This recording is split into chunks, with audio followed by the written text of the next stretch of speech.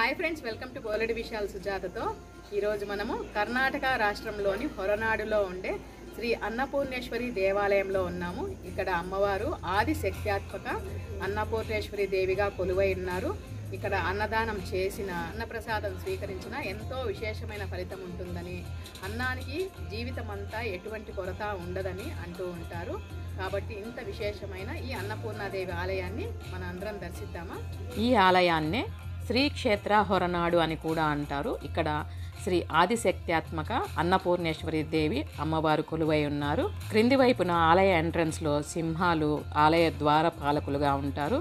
ఇక చుట్టువైపులా విశాలమైన ప్రాంగణము, రోడ్డు మార్గం కూడా ఇక్కడితో ఎండ్ అవుతుంది. అంటే ఒక వైపుకు చివరగా ఈ ఆలయం ఉంటుంది. ఈ ఎంట్రన్స్ నుంచి గర్భాలయంలోని అమ్మవారిని చేరుకోవాలంటే ఈ మెట్ల మార్గం గుండా వెళ్ళాలి.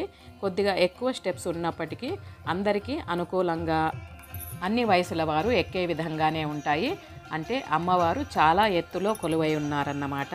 పైకి చేరుకున్న తర్వాత ఎదురుగుండా అమ్మవారు కొలువై ఉన్న గర్భాలయంకు దారి, ఇక ఎడమ వైపున అన్నదాన సత్రము, కుడివైపున షాపింగ్ ప్రదేశాలు, ఇలా రకరకాలుగా ఉంటుంది.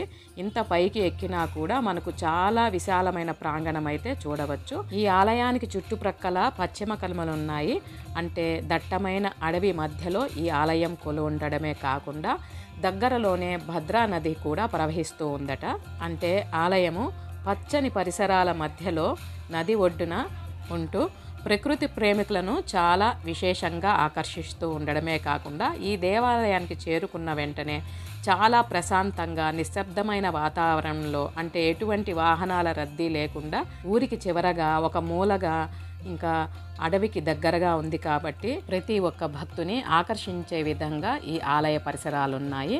ఈ ఆలయము ప్రతిరోజు ఉదయం 6 గంటల నుంచి రాత్రి 9:30 గంటల వరకు తెరవబడి ఉంటుంది. మధ్యలో చిన్న చిన్న బ్రేక్స్ అయితే ఉంటాయి. ఈ ఆలయము చిక్కమగళూరు జిల్లాలోని కలశ తాలూకాలో హొరనాడు అనే చిన్న గ్రామంలో ఉంది. ఈ ఆలయానికి చేరుకోవడం కూడా ఒక సాహసమనే చెప్పాలి. ఎందుకంటే చాలా ఘాట్ రోడ్ మార్గంలో ఈ ఆలయానికి రావాల్సి ఉంటుంది. రోడ్డంతా కూడా అడవి మార్గంలో పక్కన లోయలతో కొనసాగుతూ ఉంటుంది. ఇక్కడ మనం చూస్తున్నదే అమ్మవారి గర్భాలయ ద్వారము. ఇక్కడ కూడా ద్వారపాలకులుగా సింహాలే కొలువై ఉన్నాయి. పార్వతీదేవే ఇక్కడ అన్నపూర్ణేశ్వరి దేవిగా కొలువై ఉన్నారట. ప్రధాన దేవతను ఆదిశంకరాచార్యుల వారు ప్రతిష్ఠించారు. కానీ ఇప్పుడు ఉన్న విగ్రహాన్ని 1973లో అప్పుడున్న ఆలయ ధర్మకర్త వాస్తురీత్యా కొన్ని మార్పులు ఈ ఆలయంలో జరిపించిన తర్వాత ఇప్పుడు మనం ప్రస్తుతం చూస్తున్న విగ్రహాన్ని ప్రతిష్ఠించారట. పురాణాల ప్రకారము ఈ ఆలయాన్ని అగస్త్య మహర్షి నిర్మించారని చెబుతూ ఉంటారు. అమ్మవారు ఈ క్షేత్రంలో వెలయడానికి 2 రకాలైన కథలు ప్రాచుర్యంలో ఉన్నాయి. అందులో ఒక కథ ఏంటంటే, పూర్వము ఒకానొక సమయంలో పరమశివుడు శాపానికి గురైనప్పుడు ఆయన ఈ ఆలయాన్ని దర్శించి అమ్మవారి నుండి భిక్ష స్వీకరించినప్పుడు ఆయన శాపం తొలగిందట. ఇంకొక కథ ఏమిటంటే, శివుడు పార్వతీదేవితో ఈ ప్రపంచమంతా కూడా, అంటే ఆహారంతో సహా అన్నీ మాయే అని ఒకసారి చెబుతాడట. అప్పుడు అమ్మవారు ఆగ్రహించి కాశీ వదిలి వెళ్ళిపోతారని, ఆ సమయంలో పశుపక్షాదులు ఇతర జీవరాశులు అందరూ కూడా ఆహార కొరతతో బాధపడ్డారని, అప్పుడు స్వయంగా శివుడే అమ్మవారి నుంచి భిక్ష స్వీకరించి అమ్మవారిని అన్నపూర్ణేశ్వరి దేవిగా కొలువై ఉండమని అనుగ్రహించారని, అప్పుడే స్వామివారి నిజమైన ఆంతర్యం తెలుసుకున్న అమ్మవారు ఇక్కడ అన్నపూర్ణేశ్వరి దేవిగా కొలువై అందరి ఆకలి తీరుస్తున్నారని పురాణాలు చెబుతున్నాయి. ఇక్కడ ఉన్న అన్నపూర్ణేశ్వరి దేవిని దర్శించినంత మాత్రం చేతనే జీవితమంతా అన్నానికి ఎటువంటి కొరత ఉండదని, అమ్మవారి అనుగ్రహం పూర్తిగా లభిస్తుందని భక్తులు విశ్వసిస్తూ ఉంటారు. మరి అటువంటి ప్రేమమూర్తి అయిన అమ్మవారిని మనం దర్శించుకున్నట్లయితే మన కన్నుల పండువగా ఈ విధంగా దర్శనమిస్తూ ఉంటారు. ఈ ప్రధాన దేవత పూర్తిగా బంగారంతో నిర్మితమై 4 చేతులలో శంఖు చక్రాలు, శ్రీచక్రము కలిగి దేవి గాయత్రితో పీఠంపై నిలబడినట్లు కనిపిస్తూ ఉంటారు. ఇంకా అమ్మవారు మనకు నిజంగానే మనిషి అక్కడ నిలబడి ఉన్నారా అనే విధంగా దూరం నుంచి కూడా దేదీప్యమానంగా వెలిగిపోతూ దర్శనమిస్తూ ఉంటారు. ప్రతిరోజు అమ్మవారికి ఈ ఆలయంలో అనేక సేవలు జరుగుతూ ఉంటాయి. అందులో ముఖ్యమైనది సాయంత్రం వేళ జరిగే దీపోత్సవము. ఈ దీపారాధనలో ప్రతి ఒక్క భక్తుడు పాల్గొనవచ్చు. ఈ సమయంలో అమ్మవారికి వెలిగించే అనేక దీపాలను మనమే స్వయంగా వెలిగించవచ్చు. ఇక్కడ అమ్మవారు సాక్షాత్తు అన్నపూర్ణేశ్వరి దేవి కాబట్టి ఇక్కడ నిత్యాన్నదానము ప్రతిరోజు జరుగుతూ ఉంటుంది. ఉదయం అల్పాహారము, మధ్యాహ్నము, రాత్రి 3 పూటల భోజనము నిర్విరామంగా కొనసాగుతూనే ఉంటుంది. ఎంతమంది వచ్చినా కూడా భోజన సమయాల్లో తినడానికి వీలు ఉంటుంది. ఇక్కడ అన్నదానం చేయదలిచిన వారు కూడా వారి శక్తి మేరకు అన్నదానానికి డొనేట్ చేయవచ్చు. ఇక్కడ డొనేట్ చేసిన వారికి ప్రతి ఒక్కరికి అన్నదాన సమయంలో ఈ విధంగా గోత్రనామాలు చెప్పించి వారి ద్వారా వడ్డన కూడా సాగిస్తూ ఉంటారు. ఇక్కడ అన్నదానానికి ధనమైనా కూడా ధాన్యమైనా కూడా మనము డొనేట్ చేయవచ్చు. ఇంకా ఈ ఆలయంలో ఉన్న ధాన్య రాశి నుంచి మనము మన పిడికిళ్లతో స్వయంగా బియ్యాన్ని వాళ్ళు ఏర్పరిచిన పాత్రల్లో వేయవచ్చు. ఇక్కడ రాత్రి భోజన సమయంలో అన్నము, సాంబారు, రసము, ఒక స్వీటు, ఎంతో రుచికరమైన భోజనాన్ని ప్రసాదంగా స్వీకరించవచ్చు. ఇంకా ఇక్కడ అమ్మవారికి అనేక రకాల సేవలు జరుగుతూ ఉంటాయి.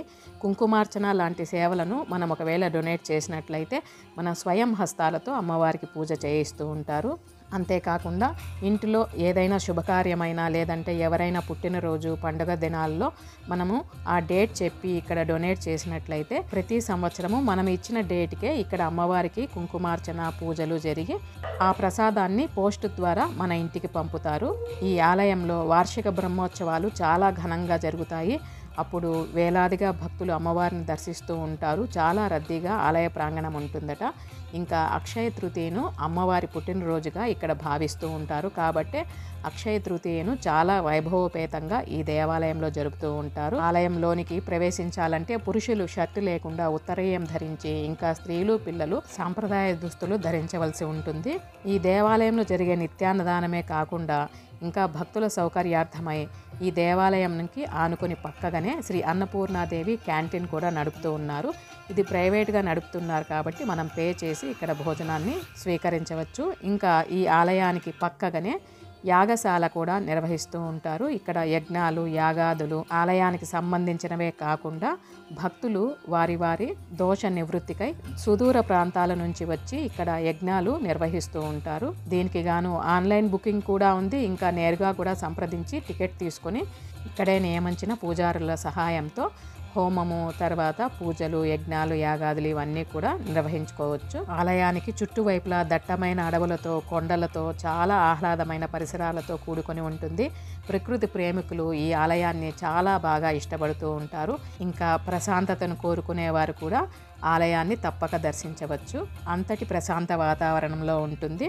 ఇక షాపింగ్ చేయాలనుకునే వారికి కూడా మరి షాప్స్ ఏం తక్కువగా లేవు. షాపింగ్ ఏరియా చాలా పెద్దగానే ఉంది. ఆలయానికి ఆనుకునే ఉన్న అతిపెద్ద కాంప్లెక్స్లో షాపింగ్ చేయడానికి ఇక్కడ భక్తులు విరివిగా వస్తూ ఉంటారు.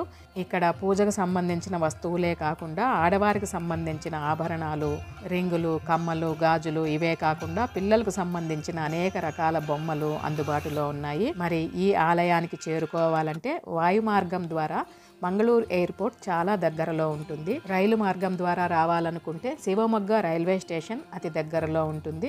బస్సు అయితే మైసూరు, శివమొగ్గ, ఇంకా మంగళూరు, బెంగళూరు నుండి ఈజీగా ఈ దేవాలయానికి చేరుకోవచ్చు. ఇవే కాకుండా సొంత వాహనాల్లో అనేక మంది ఆలయాన్ని దర్శించి అమ్మవారిని పూజిస్తూ సేవిస్తూ ఉంటారు. అమ్మవారి దర్శన భాగ్యం చేతనే జీవితంలో ఆహారానికి ఎటువంటి కొరత ఉండదట. మరి ఇంతటి విశేషమైన ఆలయాన్ని ప్రతి ఒక్కరూ తప్పక దర్శించాలి. ఇదండి ఇవాళ వీడియో. ఈ వీడియో ఎలా అనిపించిందో మీ కామెంట్ ద్వారా తెలియజేయండి. నచ్చితే లైక్ చేయండి, షేర్ చేయండి. కొత్తగా ఎవరైనా చూస్తున్నట్లయితే ప్లీజ్ సబ్స్క్రైబ్ చేసుకోండి. అందరికీ థ్యాంక్ యూ.